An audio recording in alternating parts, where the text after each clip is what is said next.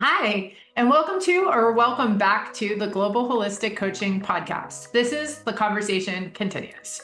This is part two of a discussion that we started last week on grief and how to process our pain and how to grow around our pain. So today we're diving into we've been through something terrible, it's knocked the wind out of us. How do we recover? How do we process grief? How do we grow around our pain?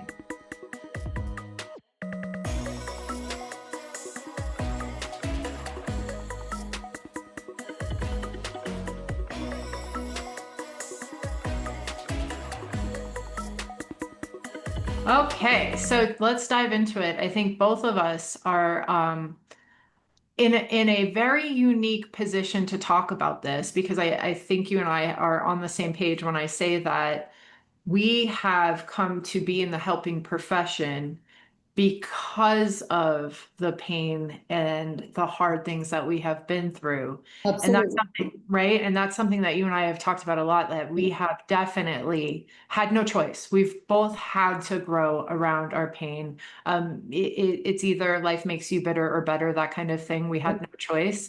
And on this side of it, I think that today I'd like to, and I think you and I were using the analogy last week about wabi-sabi, that Japanese art of mending something broken with gold, to not hide from the things that have happened to us or the painful parts of us, but to highlight them in gold and say that I am imperfect. I have been through hard things, and this is part of who I am.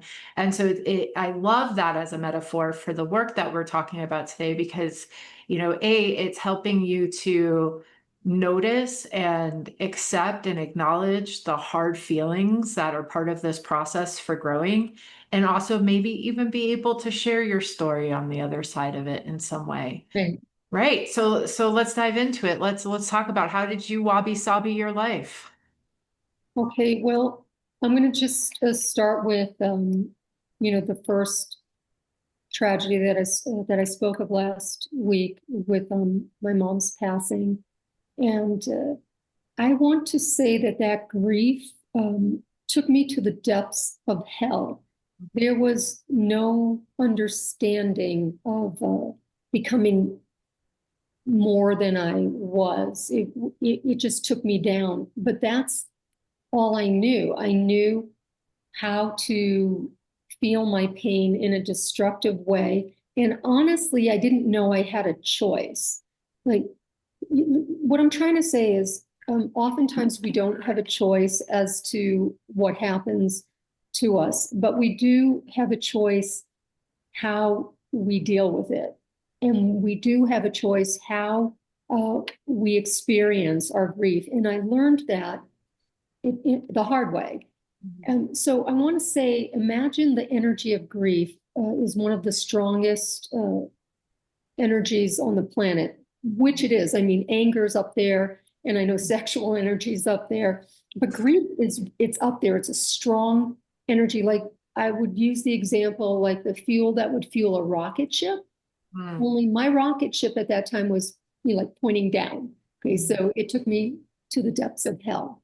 Mhm. And then, I'm learning, and as I had mentioned before, many teachers and Eastern philosophy kind of opened my mind how I could kind of use my broken heart. A female monk once said to me, "A broken heart is an open heart. Don't try to close it. Like, keep it Mhm. open and live through that open heart."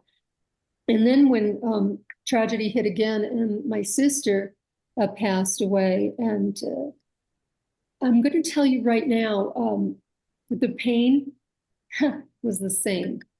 I mean, there's no getting around that.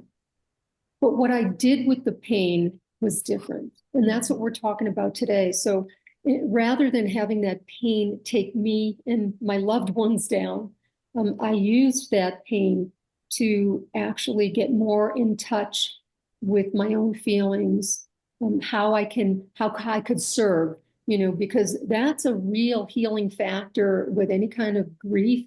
The more you can give, starting, of course, with yourself, but then the more you can give to others, the more you can help others.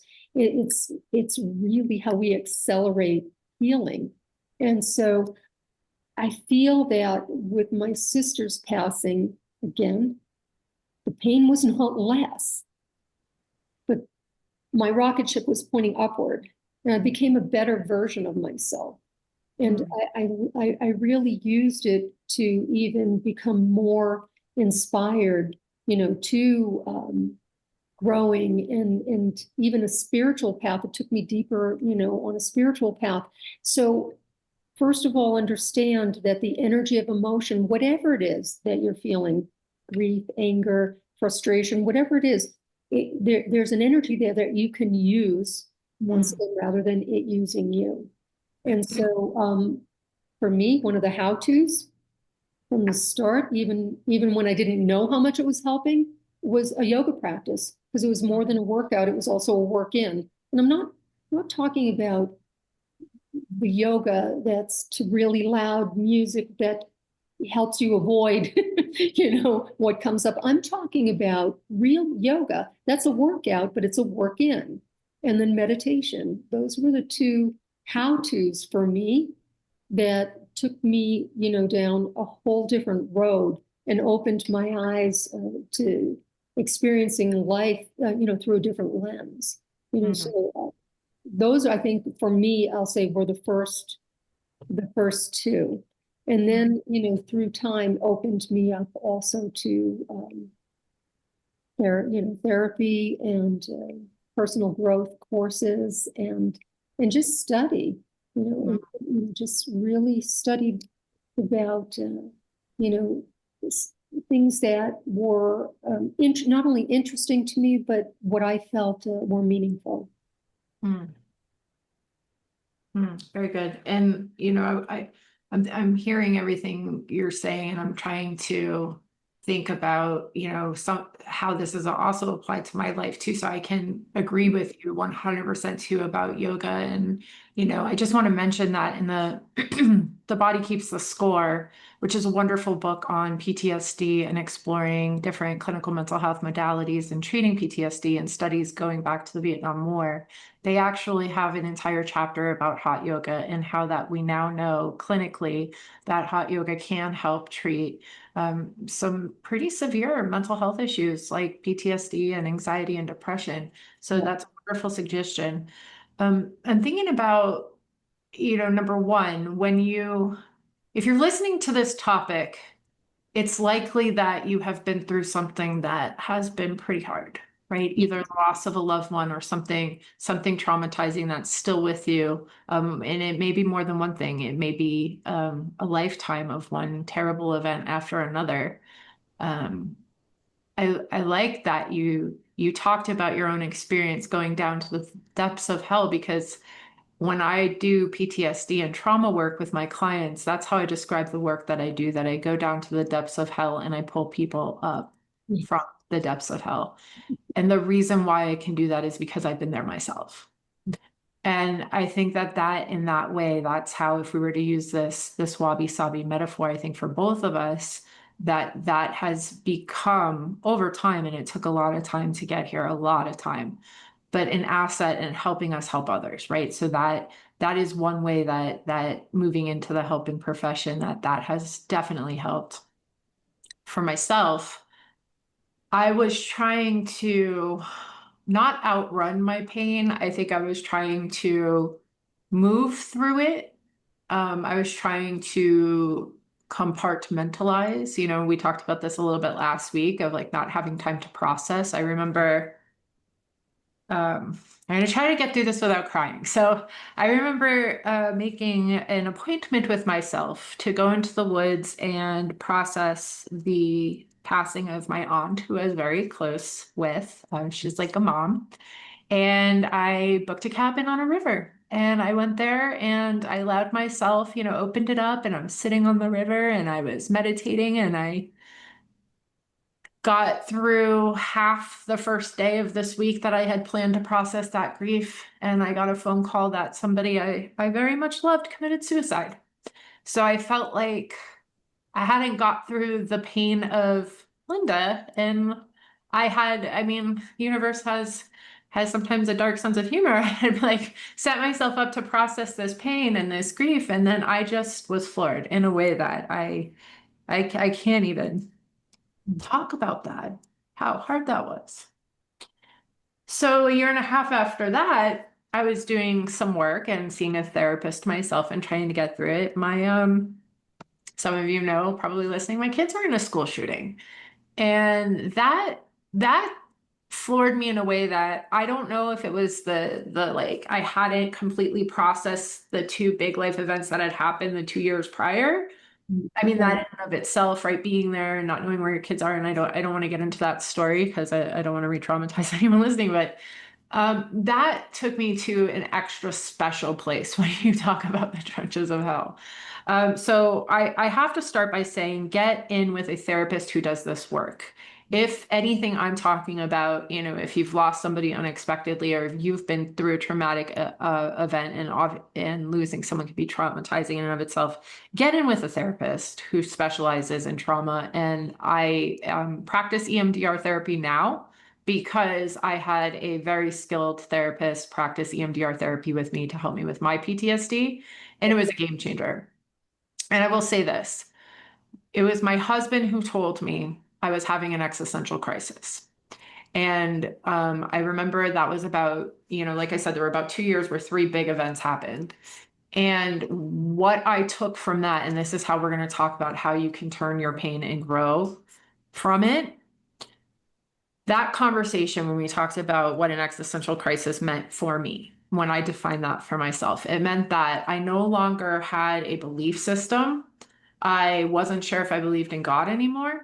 I wasn't sure if I believed anything that I had up until those 2 previous years, right? Like everything just that I thought, my worldviews, my belief systems, how I had made sense of the world, it all blew up. And so I was scrambling and not knowing that I needed to pick those pieces back up.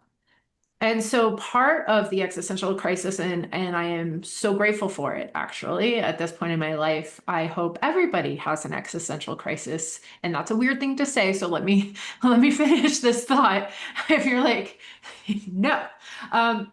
Because I think too many of us are on autopilot throughout our lives. We get in these careers that are moving along. We're in these marriages that are moving along. We're kind of in Groundhog's Day. If you've seen that movie, Groundhog's Day, just kind of doing the same thing. And when something big happens that blows everything up and launches an existential crisis, we have the ability in that moment to really reflect and decide who we're going to be moving forward and to rediscover ourselves through that work. And I will say that treating for myself and also now as a clinician helping others, being on the other side of the work now, treating grief and PTSD is the hardest work you will do in your life. I'm not going to sugarcoat that. So I understand why people don't want to do it, but it's also the most rewarding. And for myself, it was about 1 solid year of acknowledging I was having an existential crisis, working with a skilled therapist biweekly doing EMDR work, where I ended up on the other side of this, knowing for sure I wanted to go back to school and become a therapist myself and help others. Because, like you said, I had been to the trenches of hell. And I thought the best way I could make sense of my personal pain was to use it to help others. Perfect. It's just perfect. It's quite different when, somebody reads something out of a book and learns something versus, somebody who goes through it and also has, the training and the education. There's a difference. It would be to me like giving somebody a map and showing them how to go somewhere that you've never been. You can do that. Here's the map. You can do that. But if you've actually been there, you can tell them about the little things that, the only reason is because you've experienced it. And so that's what it's like. I think it's really important, to have that person who's had the experience, who's now on the other side of it, and also, has the training. The other thing too is just for anybody, well, I guess if you're listening, you're going to be a more open person, but maybe you'll relate because perhaps you have a friend or family member as I have a family member that I would love to have this person, be open to either coaching or therapy because this person's really suffering, and it's somebody I love very much, you know. But there's like a thought that again, it's nothing's going to help, nothing can help, and see that's the depression talking, or that's the grief talking, or because if we could consider coaches, therapists as teachers, why would we ever want to be at a point in our lives where we're not open to learning? Even if we know something, can we know it 90%? Can we leave 10% for what we don't know? Like, I have learned the importance of being a forever student. That saying, the more I know, the more I realize how much I don't know. It's a beautiful thing. It keeps us growing. And so being open to different ideas, concepts, and I like to, when I'm talking with my clients, I like to offer a buffet. It's a buffet. Here's some different ideas, different ways of doing things that you can experience, you can try. It's either going to be a fit for you or not. But let's keep going up to the buffet. Getting back into nature, we're talking about how to, really get that ability to grow beyond, that I know it's corny, but I love it. You either go through life or grow through life. So how do we grow through life? Reconnecting with nature is like plugging in. There was a saying that, a lamp can light up a room, but only if it's plugged in. And I think when we're out of whack and we're lost, how do we plug back in? And I had mentioned, for me, it was definitely yoga and meditation. It's also getting back out in nature. And I know, Gina, you can talk about studies that have been done, on just getting back out in, hiking, fresh air, ocean, woods, trees, we are nature. So that reconnecting, it's like plugging back in. And the other thing too, how we can again use whatever we've been through to grow. It's kind of like an opportunity in many ways to reinvent ourselves. And who we end up on the other side of this is one of the few things we actually have choice on. As I said, there's so much we have no choice, but the little things in life that we do have control with, that's where I think we're pointing in that direction. Let's take control of the little bit we do. And if you can, maybe do something or learn something that is new, something that either you've been interested in or have never been interested in, but want to try something. That can also help us, grow in a way that we wouldn't have. And even though when we're in a place of grief or even trauma, I know the tendency might be to isolate. And I would say it's about balance, because alone time I do think is real important, but just check in. And sometimes there's this, saying of self-parenting. Sometimes you got to come from that place of self-love to get yourself out, even when you don't feel like it, because having that support with friends and family can also help to accelerate and help us not shrink so that we can continue to grow. Mm.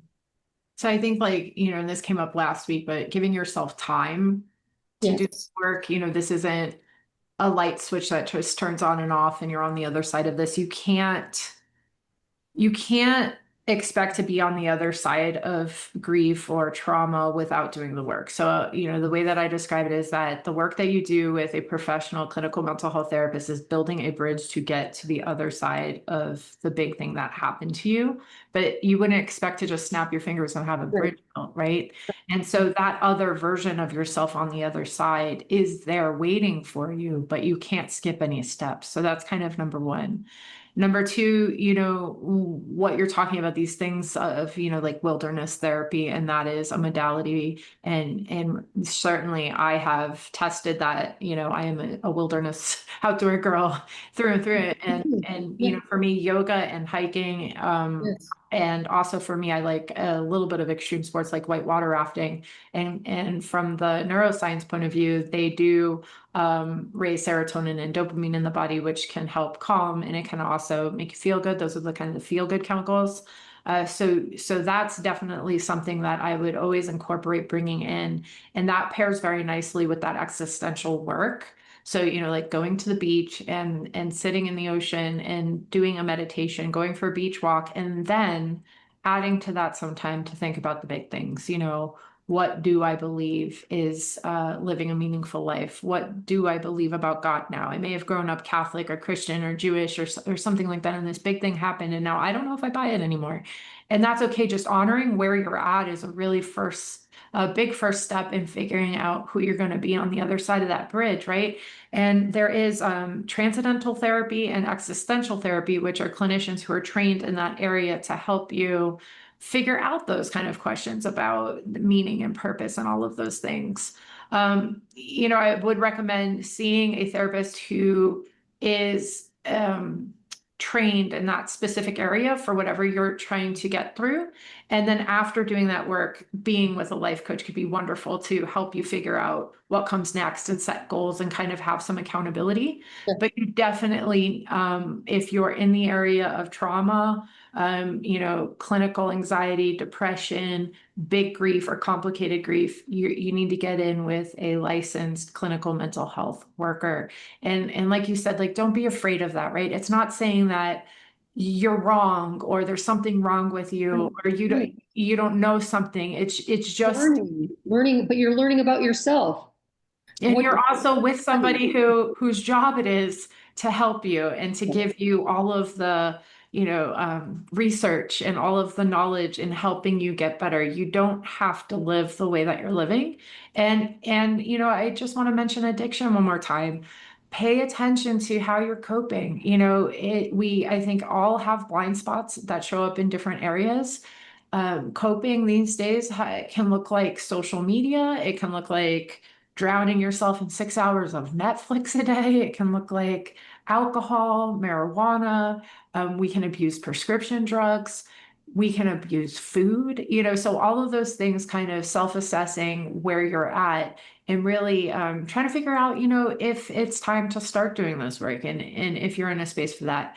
But I think what we're getting at here is like when you take that first step of saying, there is a something going on internally and I don't want to live like this anymore. Right. Yes. We're telling you don't have to. We're telling you what to walk can that I do with it? Yeah. Mhm. What can I do with it? I want to also add what was huge for me. Well, of course, I love to read, and but reading some of the best self-help books and books in philosophy and if you're not that person, then wow, they've got so many audio books and things that you can listen to. Our podcasts, I hope are helping the masses out there. So making sure that you're paying attention to what you're listening to, what you're talking about, how you're like imprinting on the subconscious, making sure that you're feeding yourself. I guess that's what I want to say. Just like you'd feed yourself healthy meals. Hopefully you're not living on junk food, but there's junk food for the mind, and be aware of that. What you're watching on TV, what you're listening to, especially when you're grieving and going through trauma. Please pull the reins in on the news. And I'm not suggesting you are uninformed. I'm just saying keep an eye on what's enough. And maybe for a while, instead of an hour every day listening to the news, maybe you're going to limit it to 15, 20 minutes a week, just to get an update. The other thing too is make sure you're not listening to the news early in the morning or right before you go to bed at night. Two worst times to listen to the news, because it's going right into that subconscious mind. If you want an update, like middle of the day, that's fine. And again, if you're stressed out, if you're dealing with any kind of grief, limit it. Just start to choose more. That saying, energy flows where attention goes. Let's focus more on putting in the positive, because it's so needed at this time. So, to recap and kind of go back to what I was saying, recapping, don't run from the existential crisis. Don't run from your pain. When you're ready, dive in, right? And I know that sounds scary, but there's no time machine that's going to get you on the other side of this without confronting that pain or that existential work. And hire a professional to walk alongside you so you don't drown, right? So that's number one. Number two, in that work, you will explore meaning and purpose for yourself. You will start to redefine your belief systems, and you will start to figure out who you are on the other side of this. We've offered some wonderful suggestions, and these certainly aren't all of them. There's just some to get you started. A yoga practice can be helpful. Exercise in general can be very helpful, right? We just talked about enlisted, like watching TV and drinking and drug use that boosts serotonin and dopamine, but so does going to the gym, so does taking a yoga class, so does going for a hike and getting outside. So you right now, today, have that choice of what you're going to do to reset your body, reset your physiology, because sometimes we get trapped. So if we're having a lot of depressed or grieving feelings for a while, our physiology of our body actually starts to change. That's why I'm suggesting that you really need to get with a clinical professional to help you break that pattern. And I just want to add to that, and you had mentioned like habits and kind of taking stock at looking at what kind of habits are you accruing that might be moving you towards this better version of yourself or keeping you kind of trapped in your pain. And we actually have a wonderful podcast on how to start your day and how to implement some healthy habits. So we encourage you to check that out. And I just want to add to creativity and journaling to this work that let's say that we're on the umbrella of existentialism and kind of figuring out who you are through this process and what you believe. Journaling can be a wonderful way to start exploring and to allow in a safe space you to go a little deeper in how the things that have happened to you, the events and losses have shaped you, right?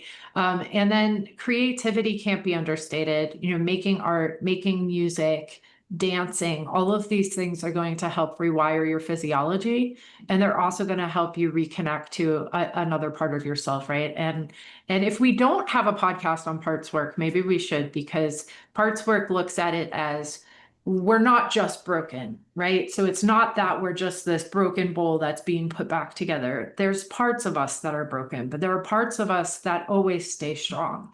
And we learn to lean into and kind of pull those strong parts forward so we get back into kind of the driver's seat of how we look at things and how we interact with the people around us. And then community, right? So it's professionals, it's community. And it's a big first step in saying, I've been through something really, really hard, and I deserve to give myself time to process. I deserve help, right? Like I deserve to take time out. I deserve, sometimes it's just going to be going for a beach walk or something like that. But honoring where you're at is going to be really important to this work too, moving forward. I love that so much. And just remember the question, what what am I going to do with this? What am I going to do with this? And know that you can do something positive with whatever it is. I mean, you've seen people, create charities, from their pain. People have really got involved in making a difference. I mean, there's something about the energy of pain, like I said, and if you don't use it, it will use you. And you will notice that as you start to use it in a positive way, you'll listen differently. It's amazing. Somebody is sharing a story with you. Maybe in the past you'd kind of be polite and listen, but now with that heart broken open, you're really creating space. And talk about active listening. You start to master it because you care. And these are some of the beautiful things. This is some of the gold that lines the cracks. And I really want to offer the essentials, of course, that we teach. And you can read about it on Global Holistic Coaching. but it's a course, and it's one session for eight weeks, but every week you're just having that healthy meal for the mind and the soul. And whether you're in a positive phase of life, or whether you're in a place where you could use a boost, either way, these are life skills. And I just, with what we're talking about, Gia, I just felt, um, really, I think it's important that people know about, well, it's the fundamentals and the essentials, both of them, but it doesn't matter what order, they take them in. But I think the essentials is something to really look into. Well, Absolutely. I hope we've covered, enough for today to at least give you some inspiration and give you some how-tos and what-tos. And remember, you can always reach out, and you can drop us a line. We'd love to hear from you. And we'd like to hear how these podcasts are helping you and any input that you have. And also, if you've overcome grief or loss or trauma, put it in the Dropbox. Tell us, because by telling us, you help others. How did you get through the loss? How did you wabi-sabi your life? If you have any questions, you can email us at globalholisticcoaching@gmail.com, or just throw the question in the Dropbox below. But if you're listening to us on Spotify, you can email us. And that wonderful course that we offer 2 8-week courses that are open to anyone. One is called The Fundamentals, one is called The Essentials. It is 100% online and virtual. You can learn more by visiting our website, which is linked in the below description. But for those of you listening on Spotify or something like that, it is globalholisticwellness.com. We will see you next week. Thank you. We'll see you next week.